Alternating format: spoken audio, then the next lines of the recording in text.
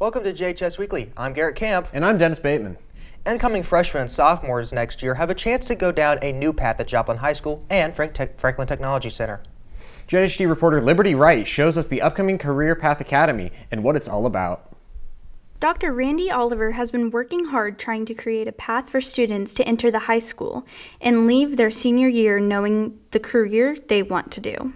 My goal for the Career Academies is that every kid who graduates from Joplin High School has an experience in high school that puts them in a better position when they graduate than they were when they walked in the door as freshmen. So how did the program come about? The idea came long before I ever walked in the door. This is not Dr. Oliver's idea.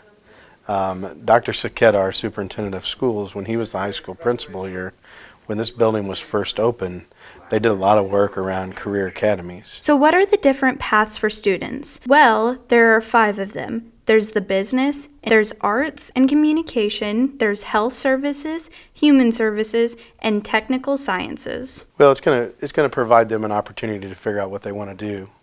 It's also going to help them figure out what they don't want to do.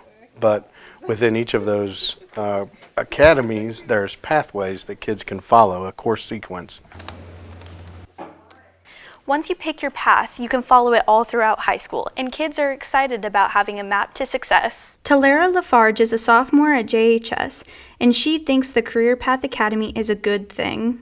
I'm really happy to see that they're allowing us to choose our classes for what path we want to take and where we want to go in life, and I think it's exciting to be able to get started on choosing what we want to do. She thinks this will help benefit students and help with their future.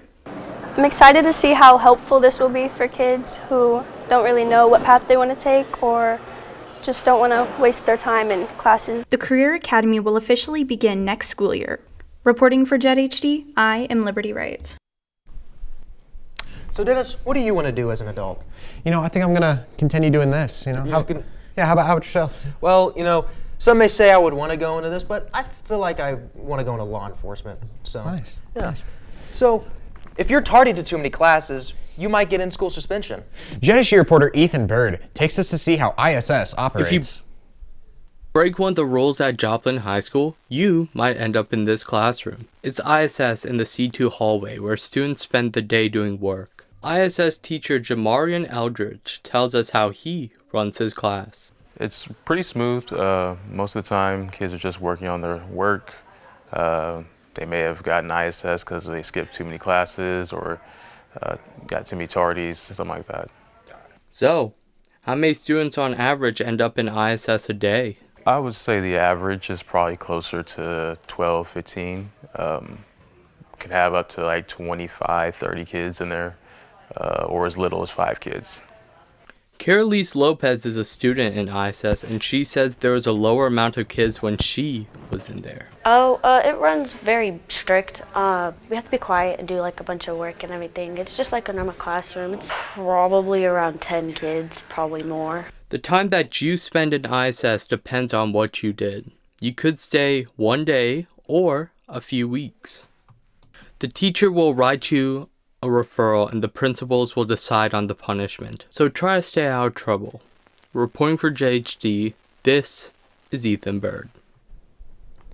Peanut butter and jelly, burgers and fries, spaghetti and meatballs. These all go great together.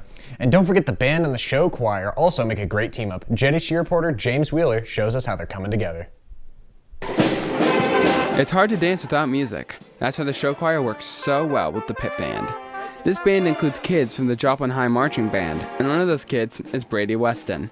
Brady plays the trombone, and he says the team-up is awesome. I'd say, it probably sucked dancing to a click track and just a piano. So I think it adds pep and gives them some more movement, Brady also says that freshmen should definitely join the show choir band. That'll make you better, yeah. You can't have a band without a director, and lucky for them, this one doubles as a drummer. McCade Gordon is in charge of the show band, and they do great together. It adds immensely, in my opinion. You might not notice at first, but if you, not to play the comparison game, but if you watch a group that doesn't have much of a pit band, and then right next to a group that does, the volume and just the atmosphere, the texture, the kids who are dancing, are clearly having more fun when there's the big loud band blaring behind them rather than just a track or, just the keyboard. Gordon often works with the choir and says it's nice to mix in some instruments. I'm excited to just get to work with the pit band kids because I don't get to see the band instrumental side of the students in this hallway all the time. With instruments of all kinds in the show choir band, you could audition next year. Reporting for JHD, this is James Wheeler. The coordination between the show choir and the band is honestly amazing. It is pretty good. I haven't seen too many, but the show choir really does put out some really good performances. No, yeah, it's always very captivating. Definitely, definitely. This has been JHS Weekly. Thanks for watching.